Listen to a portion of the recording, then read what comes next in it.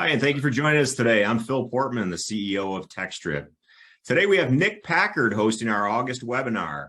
Nick is a marketing architect, freelance consultant, and fractional chief marketing officer.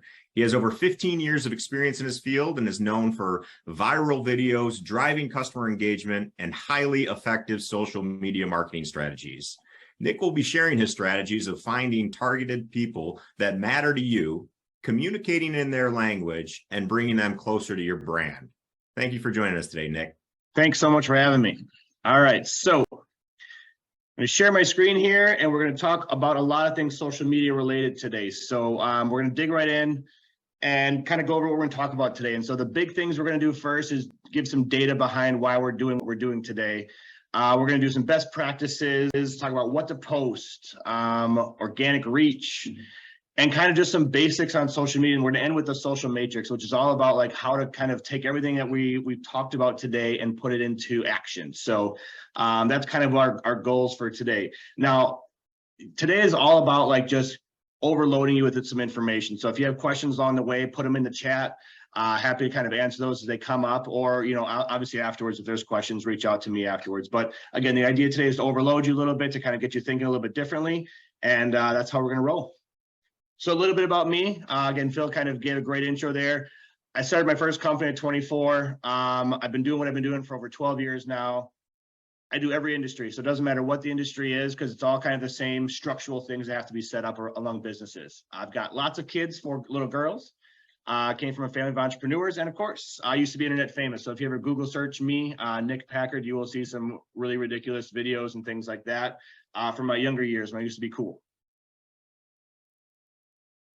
All right, so this is not something I need an actual answer for, but just think about this. So when we think about how often we're on social media, whether it be LinkedIn, business related, whether it just be kind of, you know, just looking through Instagram, how many hours a week, you know, do you think you're spending on social media? And the reason why you think about that is because when we talk about putting stuff out there, there's a lot of people that look just like you, you know, and so we really want to kind of tone into like how many people are actually on and how long are they on it, right? So when we talk about myths, what people perceive social media to be.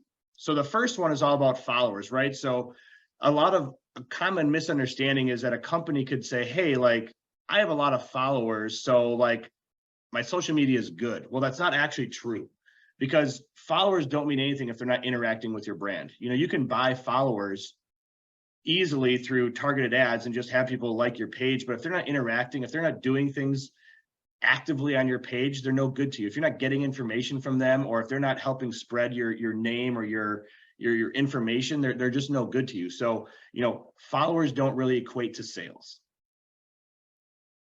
All right, the next myth is company posts. So, hey, my company posts on LinkedIn or Facebook, so I don't need to. That is such a myth, because it's just not true.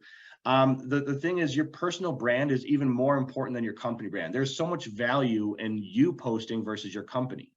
You know, a great way to kind of think about this is that if your company posts something, you should be sharing that and adding your thoughts to it on how you agree with it or what you do to support that cause.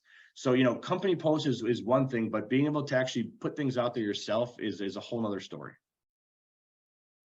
Your content. So the myth is that, you know, your content should only be about what you're selling or what you're doing. And that's also a myth. Your content can be about anything. It can be about your community. It could be about how you're feeling. You see a cloud that looks like something that inspires you to write something, right? So your content doesn't always have to be about the products or services you're selling. It can be about anything. And then the last myth is that, you know, B2B and B2C marketing or social media activity is the same. Or it's different, or, you know, whatever. The truth is that everything is the same. It's all the same structure. You know, it's understanding who your audience is. It's about understanding what valuable messages you can make. And then it's about connecting with people so they share your messages and kind of align with your ideals. So again, they're not different. Everything is the same because it breaks down to that same structure. All right, so we're gonna have a little quiz game here. So the goal of this is that I want you to use the chat function here, and I want to hear some guesses on some of these questions. All right, so from the group here. So what is the average organic reach for a personal Facebook post? So this is from your personal page. When you put something out there, you know, my dog did this today. How many people do you think will see that from a percentage standpoint? So how many percentage? So I'll kind of let some chats come in here of what you think that would be. And then we can kind of call out some guesses here in the chat box.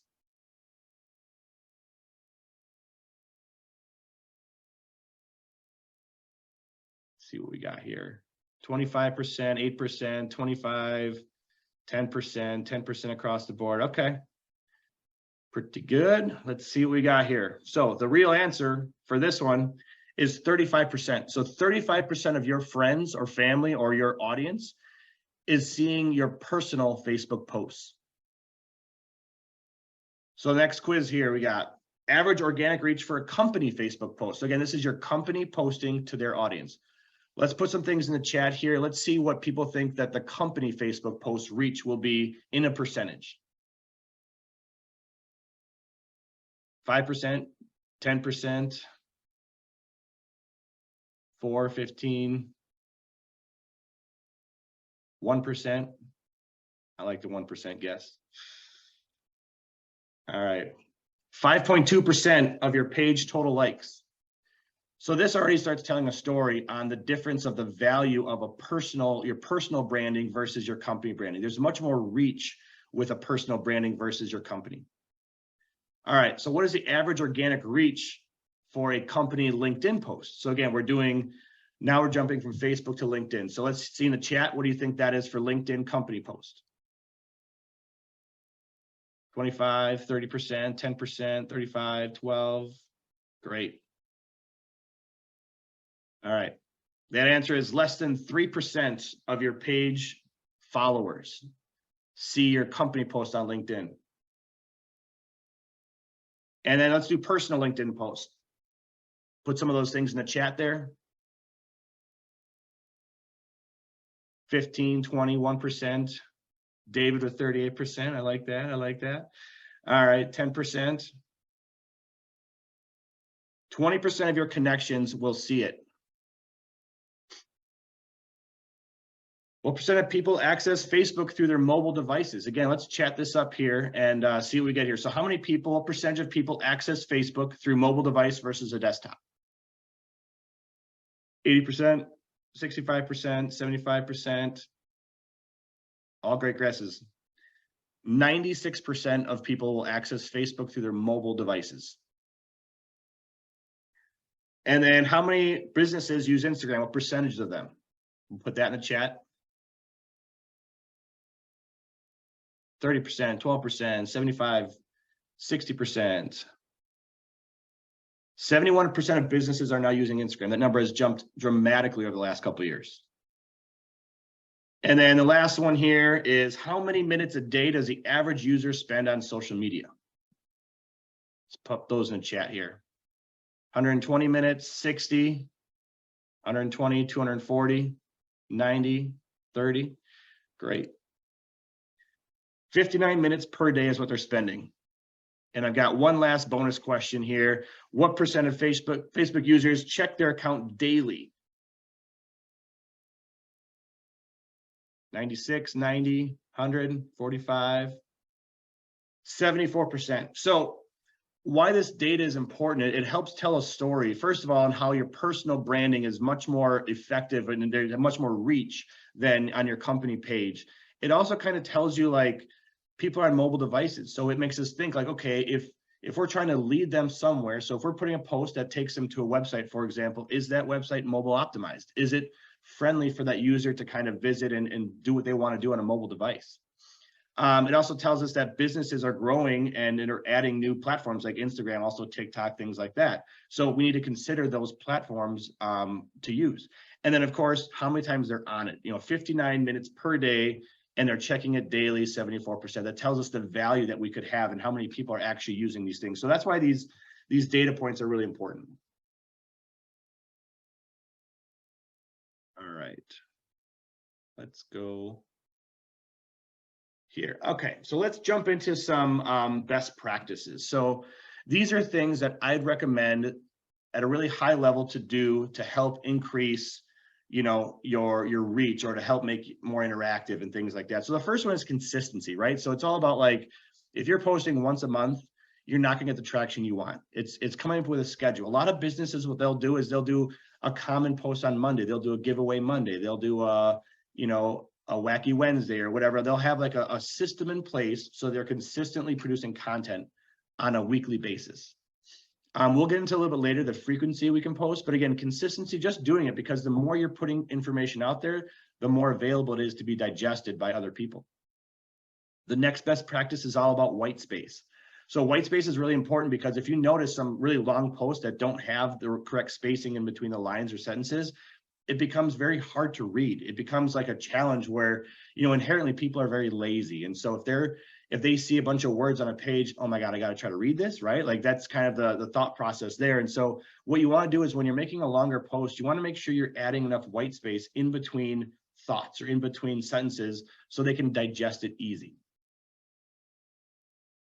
And again, along the way here, if there's any questions, I'm not going to be monitoring the chat too much, but hopefully someone from the team will be. But please let me know if you have any questions, anything specific that we cover here today. All right, bullet points are so important, and emojis are also a great way of attracting attention. Bullet points are great because it helps create that focal point for a reader to say, okay, these are things that are important, and it also breaks up that text area within a post. And so using bullet points is really, really important. Tagging people in hashtags, right? So it's like, it can increase your reach for a post if you're tagging people, because then they will obviously get a notification that they've been tagged in a post, and they can read it, and then that helps them maybe comment on it or just see it and then like it or do something or share it, right? And so you really want to find ways to tag people and then use hashtags. We'll get into later the best use of hashtags and things like that, but again, hashtags are great if it's searchable, if people are searching, or if they have that tag to their account. So all good things there. Create short links. So obviously on LinkedIn, they do that for you. They shorten your link, because there's a lot of vanity URLs, which are very short or that are direct to what they are, but they're also really long links that you could be sharing. And so you want to shorten those. There's lots of tools to do that, Bitly or things like that. You can search for those, but find ways to just shrink that link so that way it's not so obnoxious in the thing. So Facebook is one of those where it can be that. So, but again, LinkedIn does that for you. So I just show an example of that one there. And then one of my biggest pet peeves is understanding how to rotate your phone for a video, right? So you've got your landscape and your portrait. So understanding what you're filming and where it's going to go, right? Because if you're doing a reel or a story, something like that, filming in a video in portrait mode is really great. But if you're planning on using it on YouTube or on your website or anywhere else, landscape is your best option, because what happens if you film it in portrait mode, you're gonna get those two black boxes of death on the side of it, or that way of where it just doesn't, it's not optimized for viewing. So I always tell my clients that if you're filming something that is of value that you may use on the website or other platforms, I would always recommend shooting it in landscape mode. Landscape mode is the best option. Also, changing the camera to 60 frames per second versus 30. You can also change it from standard definition to high definition to 4K. So there's all these different settings on your phone if you're using that for video, and just being aware of all those things. Because again, if you're using them for other things other than just social media, just be aware of those things. So that's just a best practice that I always kind of follow or teach. All right, let's talk about popping in the feed. So one of my calling cards in my social media posts are these pop art things, right? These cartoons. The reason I use them is because, first of all, I like them. I think it speaks to my brand. It's very classic. It's fun. It's energetic, and that's kind of who I am.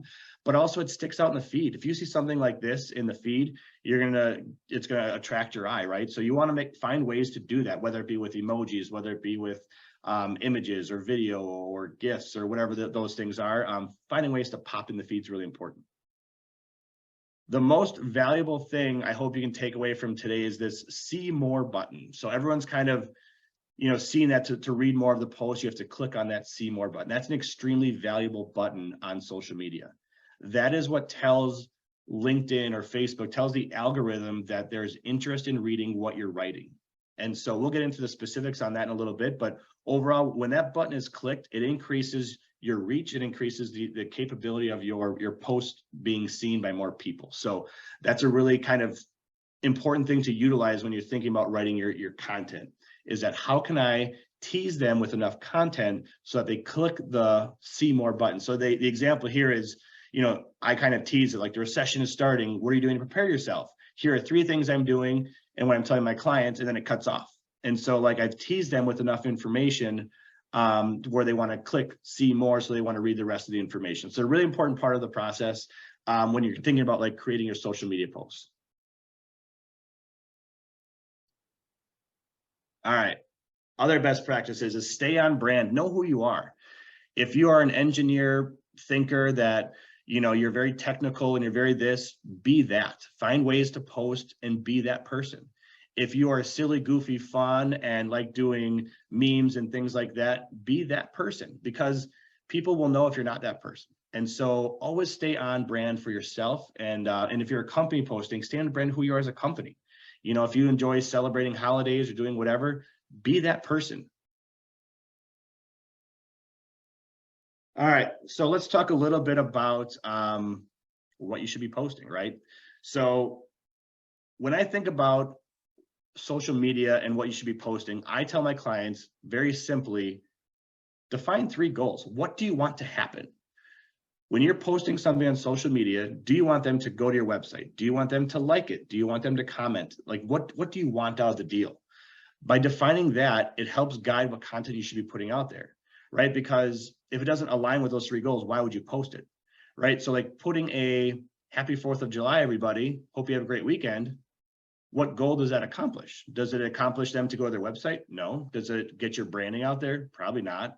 It doesn't really align with the goal. And so by creating these 3 goals, it will eliminate some of the excess posting that you're doing that maybe is just taking up time from doing something that can align with the goal. I always, one of my quotes I always tell people is everyone who posts has a purpose, right? They are trying for a result. So the 3 examples I have here, the woman on the left, she is a complainer, right? Everyone knows a person on Facebook who is a complainer. Oh my God, I had the longest day today. I'm venting, right? Well, why is she doing that? Her goal is to get someone to comment to say, it's okay, you're doing great, this and that, right? Like she's trying to get the sympathy. She's trying to get a comment to let her know it's okay. She's purposely posting so she can get that result. The next one is the trick shot guy or the weirdo who posts those really funny videos of like, hey, I did this stupid thing where I ate donuts in 4 minutes and it was awesome. What does that person want? What is their goal? Their goal is they are trying to get shares, right? Because they want people to, say, hey, you are funny, you are amazing. I'm going to share this because it's so valuable to me that I want to look cool for sharing your content because I found this out, right? So the goal of doing those things is all about like, I want to get those shares. And the last example is good old grandma and grandpa who post pictures of their grandchild. Isn't my grandchild perfect? He's walking, she's doing this, right? Like they're trying to get likes. They're trying to like get as many people to see how great their grandchild is because they're so proud of them. So they are posting with a purpose. The purpose is to get something. So again, I give these examples because it's important to understand, like, look at your feed, look at your feed on Facebook and on LinkedIn or anywhere else, and you will see exactly what people are trying to get from that. Like it's very obvious, and it kind of helps you define who they are as their personalities. And so then when you start posting, whether it be from your company or from whatever, think about that before you post. Like this is what you're putting out to the world. This is how people are going to perceive you, and then understand what the purpose is of what you're doing. All right. This is actually a picture of me on the beach the other day. It was great. All right, so social media is your storefront, right? So this is some information I really want you to understand is that like your personal brand is more important than your company, because no matter what company you work for, you control your brand. Your brand is all about you, and you can take that value to any company. You can boost up your company's brand value by you being in it. And so keep that in mind, is that like you have an opportunity to kind of build something special that has value. So whether you're at your job, now or another job in the future, you have the opportunity to continually build value in your own brand. I like to call it framing your post. And so understanding like the bigger picture of something is like, what's the best way to explain this? So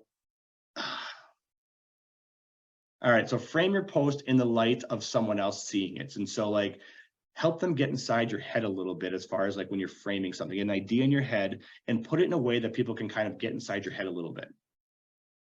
And be yourself, speak to what you know. So again, this goes back to like, know who you are and don't be outside of that.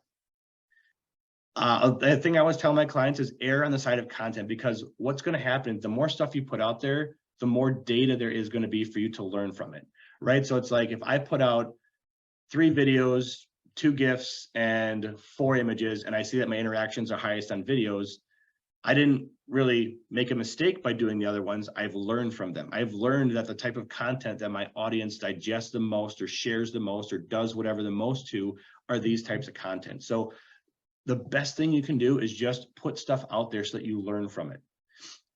So that's a great way of like, just again, refining your content. I know when I first started my journey on social media years ago, I didn't know my voice. I didn't know who I was, but I just kept putting stuff out there until I found my voice and found what like resonated with me as a person. Posting on other people's page. And so by posting on other people's page, you're allowing more people to see you. And so that could be, again, tagging them in a post. It could be one a company post. It could be forums. It could be networking groups. By being active on other people's platforms, you can increase your reach. Provide value and insight. So instead of doing something like, hey, John, great post, commenting on that, add value and insight. I thought this was a great post because of this and because of that. By doing those things, it will really help create more value for you. Like, wow, like they took this awesome thing that I thought I posted and they made it even better by including their insight and their specific knowledge on the topic. So find ways to provide value and insight whenever you're commenting or even posting, right? So if you're posting something, find ways to like make it valuable. Don't just say I had a bad day today. Today's bad day made me think about this, and then kind of elaborating on it and tell a story. It's all about storytelling. And then take an ordinary event in your life and put a spin on it. A good example is I was walking outside today, clearing my head, and I saw a cloud that looked like a donkey. It reminded me of this asshat of a boss that I had, and blah, blah, blah, blah, right? So it's a funny way of taking an ordinary event in your life and then kind of telling a story around something else. And so, it's that creativeness of just like thinking outside the box. People love that. People want to be told a story and kind of like take them from like something that they didn't expect to something that brought value to their day.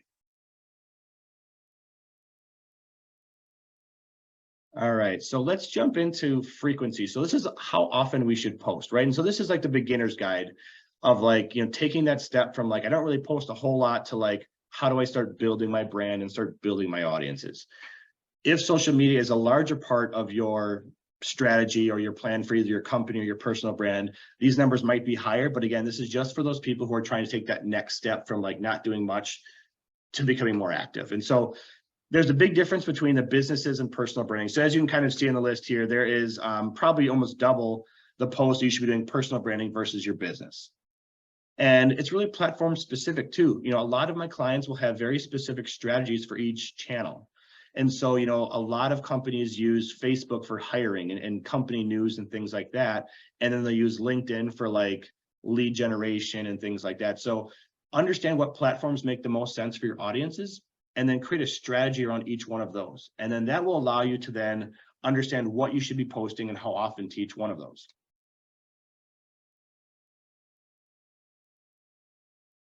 All right. So how we create more organic reach. And so the first one here, again, is all about tagging someone in a post, right? We want to be able to tag a business, tag a person, do something like that. And that's going to help us get more reach for our posts. The next example, that visual learner, it's all about like crazy cool and valuable graphics that you can use. So infographics are really valuable. LinkedIn, you can actually put PDFs in now. You can create smaller square PDFs that you can kind of have just high-end visuals and tell a story or walk people through a process. Things like that are really valuable. And especially if they're bright colors or if they're like cool imagery, things like that, it's a great way to kind of like get more organic reach because people are engaging in it more. And then video, right? It's like video is so simple because we all have our phones with us. We all have something within an arm's reach of us.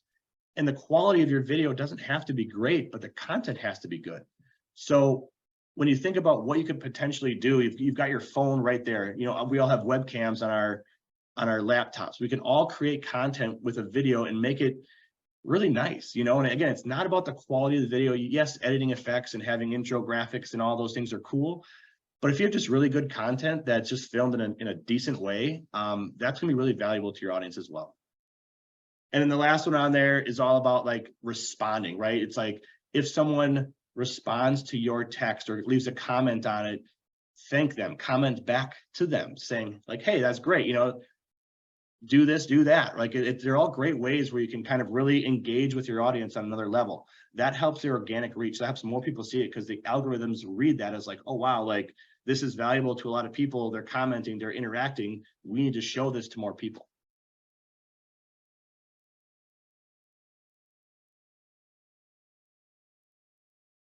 All right. So this next one here is all about meaningful interactions. So there's definitely a difference between getting a like on a post and getting a comment on a post or getting a share on a post. They all have different levels of value that the algorithms see. And so the more meaningful interactions you can get on a post, the better. And so again, by asking questions, right? It's like, instead of just putting a post on how you felt about the day, ask a question that people are going to want to interact with. Yes, those can be on a scale from like really easy questions to controversial questions, but find a way to kind of find that balance. And again, in your own voice, finding ways to get meaningful interactions. Interactive audiences, be selective of who your audience is, who you surround yourself with, because it's all about like, I want to have people in my network that are commenting on my stuff, that are liking my stuff, that are being active, you know, in my content. Those people are really valuable because they help push your organic reach. So like find those people, do some searches on people in your industry, and then you can actually dig into their LinkedIn profile and see what they're posting, see what their activity is. And by seeing what their activity is, you can see if they're active or if they're not. If they're really active, you want them in your network because then you know that they're digesting stuff, that they're commenting, that they're doing the things that will help boost your content up. So it's a selfish thing to do because you're doing it so that your stuff gets seen by more people, but you're also finding a new person to interact with that's going to find value in your content. The Insights tab. So again, it's just an example on Facebook, but they have them on all of them. Look at your Insights tab on your social channels. Understand who your audience is, what age groups they are, what content they're finding the most value in. Dig through that, you know, and it's kind of like a black hole where you go through and it's like, what can you learn from this, right? But like, if you really dig into it, you will learn so much about who your audience actually is. And so again, they have those for each of the platforms, but it's really good to know like what content is valuable and who they are. It helps kind of build your persona for your target audience. Cross promote. So a lot of people, what they do is they will take a snapshot of a tweet and then they'll put it on their LinkedIn page. And the idea behind that, one of the ideas behind that is that they can say, hey, I am on Twitter, by the way, or I am on Instagram, by the way. It helps grow your followers across multiple channels. You can also share other people's things with a screenshot that way too. Now, the bad part about that is you do want to credit people if you're sharing their content.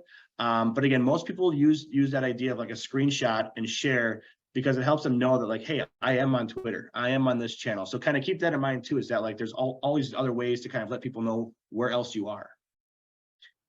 And then the last one is all about, you know, building the right kinds of content and having this evergreen content, right? So evergreen content is all about like, it's always good. You know, like top 10 Christmas gifts is not evergreen content because it's only valuable during Christmas time. Whereas here are 7 reasons you should hire a plumber that is certified versus a freelance guy, right? Because that's always going to be good because someone could always use a plumber. So by having good content that is evergreen, it will help search engines find you. It also helps find value of people who may come onto your page and find you like, oh, well, that's a good tip, even though that was from 6 months ago. So that evergreen content is a really important piece to your content puzzle on social media. That's my cousin. Not really. All right, so let's talk a little bit about the algorithm in LinkedIn. So the next couple slides here, I'm going to break down some things that you can do on LinkedIn that will help your post be seen by more people. So the first one are what days to post on, right? So Tuesdays, Thursdays, and Saturdays. Those are really good days to post. And we break down the logic behind it. It's pretty simple, right? Is that Monday, everyone's kind of catching up over the weekend and they're busy with work stuff. And so Tuesday then is like, okay, the logical day where they've caught up a little bit and they can kind of do some more research, searching, or just surfing on LinkedIn. Thursday's before the weekend, so they're not rushing to get things out the door. So it's that like next step of the process. And Saturday is the day where they're bored, they're just kind of like on their phone and they are just looking for stuff on LinkedIn. Best times to post is 8 to 10 in the morning. Now, this 2-hour window is really important because, again, the more eyes that you can get on your post, the better the reach is going to be. And so when we think about that 2-hour window, if we post within that window, that's when the most people have the opportunity to see it, which then allows you to increase your reach. The see more button. So again, we talked about that before. It's more powerful than a like. So that ability to tease them with enough text in that first part where they click that see more button is really important. So cater your message to tease them enough so they click that button. And then the next thing on here is how long your post should be. So again, nothing under 150 words. Make it long enough where it keeps them engaged and keeps them on your actual post. The longer you can keep them on your post and reading it, the better chances you have of getting more reach. All right, let's talk about some more algorithm stuff. So keep them dwelling. Again, adding spaces to your content, adding just lines where they take some time to kind of go from one paragraph or one sentence to the next. Have them dwell on it as long as possible. That's why videos are so great. So if you can make good video content that lasts 30 seconds or 60 seconds, the longer they watch that, the more value that the channel sees in that, and that's the more reach that you can get. Comment is 4 times more powerful than a like and 7 times more powerful if given in the first 2 hours. So that's a really powerful statement, right? So we want people to comment. So our goal when we post something is like, how am I going to generate a comment on this? Am I going to inspire them? Am I going to tease them? Am I going to frustrate them? What am I going to do to make them comment? Because it increases my reach by that much. First 2 hours. So what that also means is knowing that if I post it at a time when people are likely to read it, it increases it even more. So, even if you can't sleep at 11 p.m. at night and you're posting something, wait, make the post and schedule it for a time that makes sense. You can write it out, still have it ready to go, but then schedule it for a future time that makes more sense. Again, so even if it, for me, I know I have a little bit of insomnia if my brain gets going where I can't sleep. And so I have a little notepad either on my phone or next to my desk, a handwritten one, and I will get some of those thoughts out, and I don't want to jump on it. Well, I do want to jump on and post it right away, but I know better to like, okay, there's an optimal time that I need to send this out or I need to put this out, and it's not right now. All right, do not comment on your post first. That is like the kiss of death. Years ago, the algorithm was like any comment on your post will help boost it. So people would, immediately say, hey, here's a link to this or here's that. By doing that, it actually is a negative impact on your post. So what you really want to think about is letting someone comment on it first. What some people do as a strategy is they have a group of people, like friends that know, like, okay, when my friend posts something, I'm going to comment on it first right away. So that way I can post a link after that to say, hey, great comment. Thanks for that. Here's a link to learn more. So just an important thing to remember is do not post or do not comment on your post first. And then just some stats on commenting. And so, I say when you're commenting on someone's post, it should be at least 5 words. Great post the algorithm doesn't see value in that. This is a great post because of this. This post made me think of this. Like, expand on your comments, and again, it will help your reach.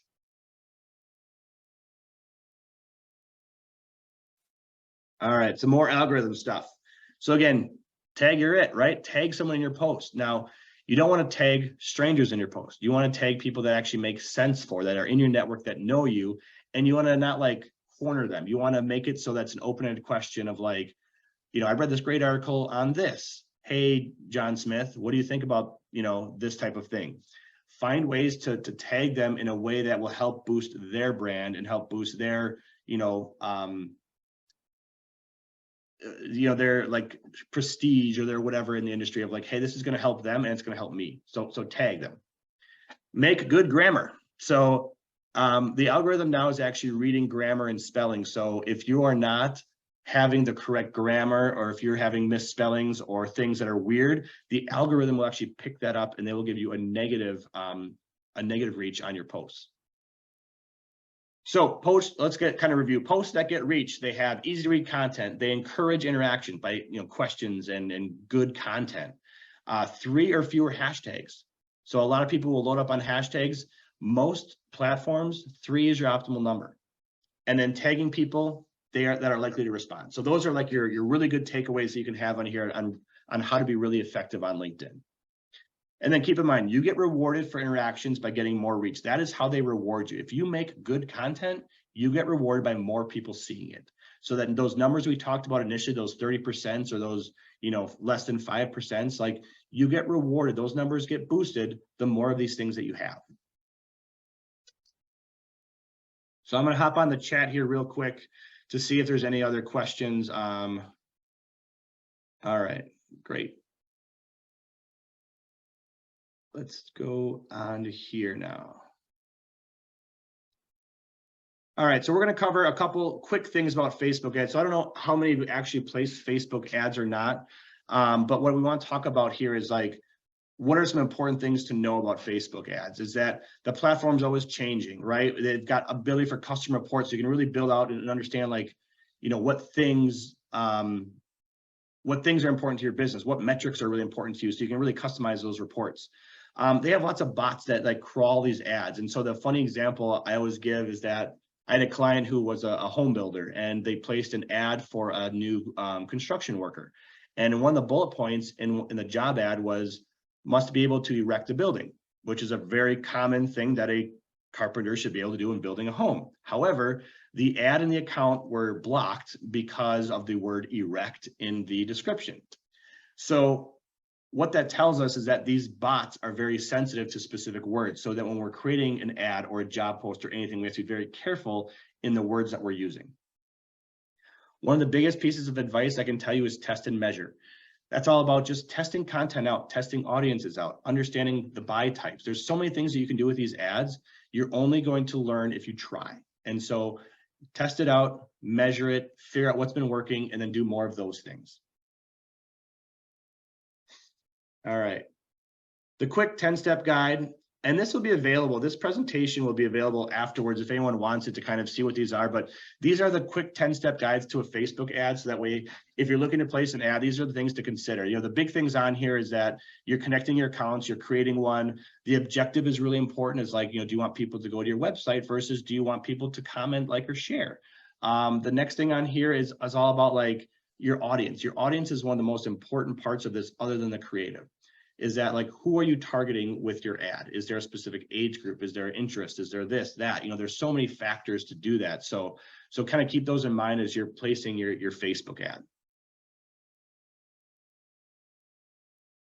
LinkedIn is a very similar things to know about, as far as Facebook. The difference that I want to tell you between LinkedIn and Facebook is all like, LinkedIn is more expensive because you can target more. Facebook is all about targeting interest groups and what they're clicking on, what they're searching for, whereas LinkedIn is targeting by job title, by company, by group they belong to, by college they went to. And because that information is not on Facebook for the most part. Most people don't have their jobs listed. They don't have like all that like career or professional information on their Facebook page. People purposely use LinkedIn for that. So the defining metrics are such that it costs a lot more money on LinkedIn versus Facebook. So kind of keeping that in mind when you're, thinking about placing ads, is that it's really great for a lot of reasons, but it's also expensive as it can be. A strong call to action. So LinkedIn is all about like, you have to give value. Like it's all about like a free download for this or a free offer for this, or there has to be like a really good call to action for value when you place a LinkedIn ad. And then our quick step guide to LinkedIn. So these are very similar to the Facebook ones. It's all about just, again, understanding all the things that you have to do to place an ad. It's not as easy as, oh, here's a post and here's some money. There's a lot of things that go into that. All right, so we've got our important tools that we're going to talk about here. These are just things that we can consider using to kind of help us get to where we want to go faster. And so, just to kind of highlight a couple of these, Hootsuite will help you schedule your post. So that way you can create content for months in advance and schedule it out. It is also a dashboard that you can use that will help you manage communication.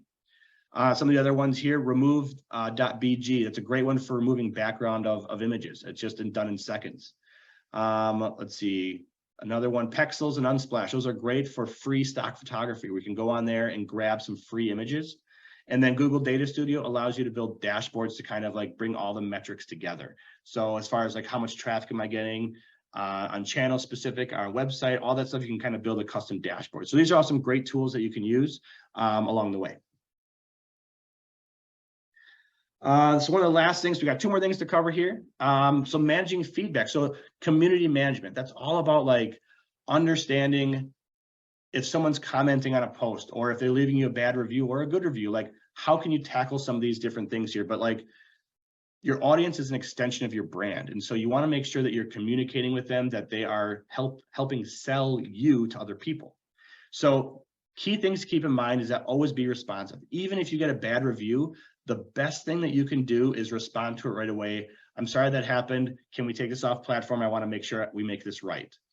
There's no way to get rid of negative comments, but what you can do is show that you're responding to them. Because right, if we go to a company to see their reviews, the first thing we're going to look at is the bad reviews. But if we can see a clear communication path that they have made it right in some way or tried to make it right, we're going to have more confidence in using them. Fight bad reviews with good ones. The other thing to do is create a campaign around collecting good reviews, email campaign, social campaign. Just find ways to bury those bad reviews with good ones. And always remember that the internet never forgets. And so if you're posting something and you put it out in the world, it may be there for a while. And so be sure that what you're responding and what you're posting out there is within the company brand standards and within your, your personal brand, because it can be found again. So the last thing we're going to cover here is the social matrix. So all the things we talked about, who our audience is and what platforms and all these different things is kind of all culminated in this really easy to use Excel spreadsheet. This is something I'm happy to share with anyone who wants it. It basically breaks down to, 4 or 5 key things. What are our 3 goals in the first column? And then how do we accomplish that goal? So like kind of what's our strategy? And then what do we want to write about? So, we kind of break this down from left to right. So if our goal is to drive inquiries to our website, or set up meetings, I do that by, boasting our previous work or call to action for a digital assessment. So then if I say, okay, I'm going to talk about my digital assessments, I'm going to then have that column D, or that third column, I'm going to talk about website reviews or social media reviews, email reviews. I can make content based on that specific focal point. And then where do I post it? So where does this kind of content make sense? Does it belong on Facebook, Instagram, LinkedIn? And then in my targeting, so if I'm paying for that ad to go out there, what audiences make the most sense? And so it's a very logical flow from left to right of making sure that my messaging aligns with a specific goal and that goes to a specific audience that makes the most sense. So again, it's a really quick and easy way to kind of organize your thoughts and then build content in a process or in a system versus just like posting and praying. All right, so I hope something jumped out at you today. I would be interested if you have any questions as follow-ups. These would be kind of some things that you could follow up with me about what jumped out at you or what you want more questions on. So these would be ways to kind of contact me to answer some of these questions. And then what I also want to say is did you notice anything different about my presentation today versus other ones you've gotten? You may have seen all these randomly weird, obnoxious photos, right? So the idea behind this is that this is essentially mirroring what social media can do, having an obscure image, having something that doesn't really belong there, but keeping your attention of like, what's he going to put on there now? Or, oh my God, why does he have this versus that? The idea is that I captured your attention. I kind of brought my brand into your world a little bit, and I found a way to kind of keep you engaged by using these random, weird photos throughout the presentation. If you want to download any of my free tools, go to nickisatool.com and it will take you to a landing page where you can download things. I've got links to all of the tools that I use and also a bunch of downloads. So feel free to go there, take what you want from me. If you have questions on how to use them, I'm happy to do that as well. And then contact me. So you can pop that QR code from your phone. It's got all my contact information. It's got all the stuff. And so if I can help with any of those things with any of you, I'm happy to kind of do that as well. And that is what I got.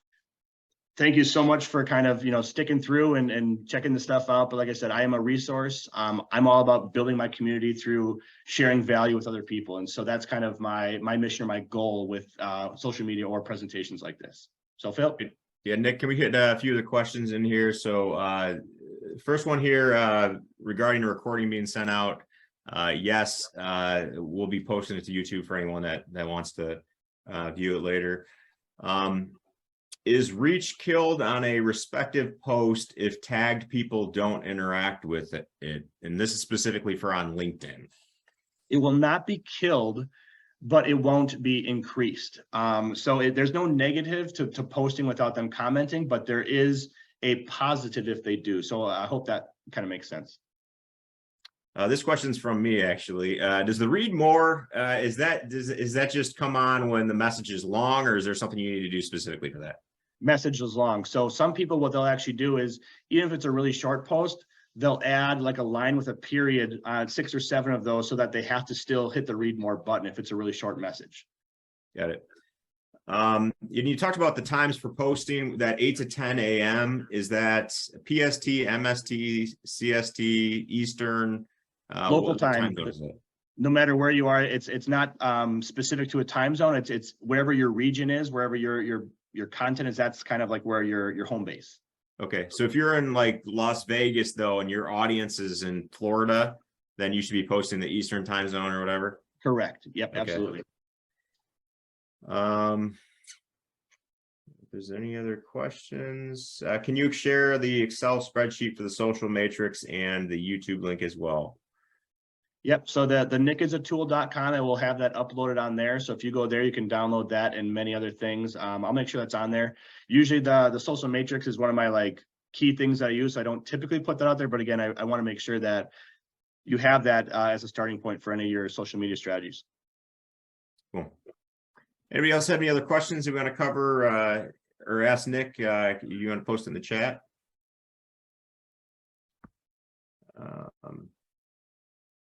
If there's anybody that wants to go over any specific things with you, can they schedule time with you or connect with you?